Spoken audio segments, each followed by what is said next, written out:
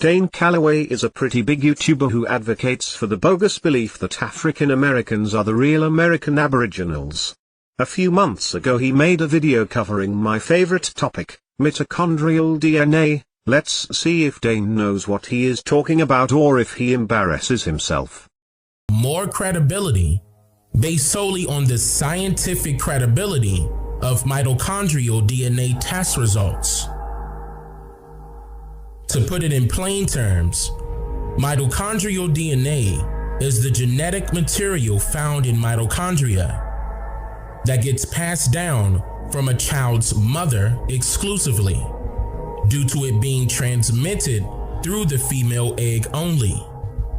So, this means that the mother's sons and daughters can receive this mitochondrial DNA, but the sons of the mother cannot pass down their mother's mitochondrial DNA to their children as an adult. This particular DNA does not combine with any other DNA. It comes directly from the maternal line over many generations, and it goes virtually Starting off strong here, this is probably the dumbest thing I've ever heard. Mitochondrial DNA remains stable. This is true, but it does change, and it changes very fast. It mutates at a rate 10 to 20 times that of your nuclear DNA. Nuclear DNA is all your DNA contained within your chromosomes, and it goes virtually unchanged.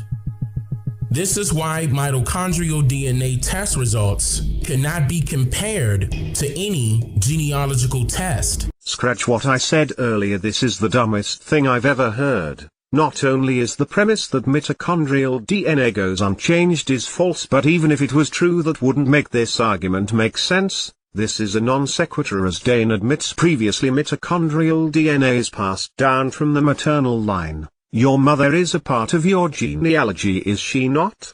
Is her mother also not part of your genealogy? Is her mother's mother also not a part of it?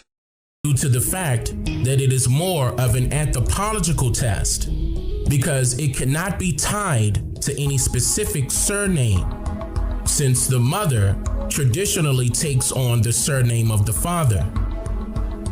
Also, Scratch what I said again. This is the dumbest thing I've ever heard. How the hell are surnames relevant? Whether or not you receive someone's surname is entirely irrelevant. They are still a part of your genealogy. Your DNA test results are not useful for historical genealogical research due to how it mutates much slower than Y-DNA. I'm not going to correct myself again. This is what is known as fractal wrongness. Number 1. Mitochondrial DNA is absolutely useful, but not in the way Dane describes it.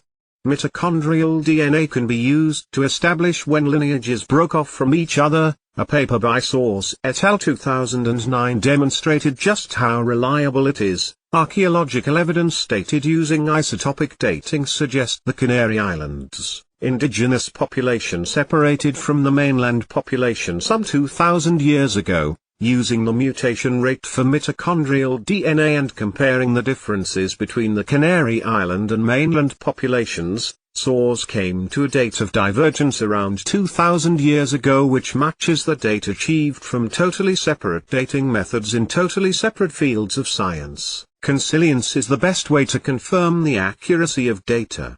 Number 2. Mitochondrial DNA is not used to date archaeological finds. For that, one of many isotopic dating methods, namely carbon dating, is used. I'll leave a link below to explain the basics of carbon dating. Number 3. It doesn't matter that it mutates slower than Y-DNA. Let me use an analogy. I have two cars. One is going 100 miles an hour and one is going 50 miles an hour. I let them drive away from me and tell them to stop in an hour. I'm 1 hour, car A is 50 miles away and car B is 100 miles away. So which car was driving longer? The answer is neither.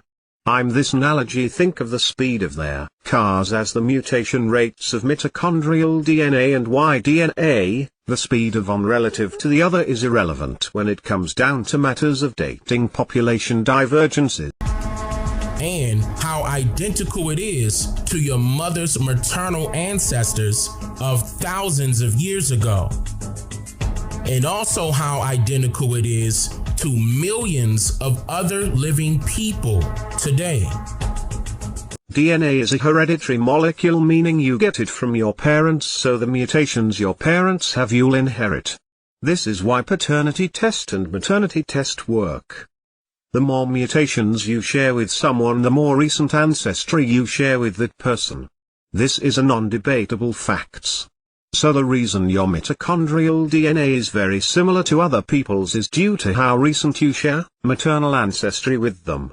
What Dane fails to mention is that while all humans have relatively similar mitochondrial DNA, there are different mutations that some individuals have that others don't. These mutations break people off into what is called a haplogroup. Within haplogroups are subhaplogroup, which themselves can be divided into smaller groups. For example, L2 is one of the more common haplogroups in Africa. It is characterized by a few shared mutations. This means everyone in haplogroup L2 has more recent matrilineal ancestry than they do with people in haplogroup L3, and within L2 there are subhaplogroups such as L2A. Individuals in L2A share mutations with each other that other members of L2 lack. Therefore, it's obvious that members of L2A have more recent matrilineal ancestry with people in the same subhaplogroup than they do with other members of L2A. It breaks down even further than this, but I felt this is an adequate explanation.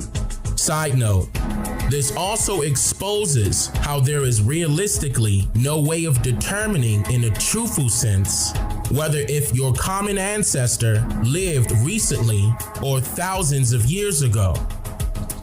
This is called a non sequitur fallacy. What Dane just said does not logically follow.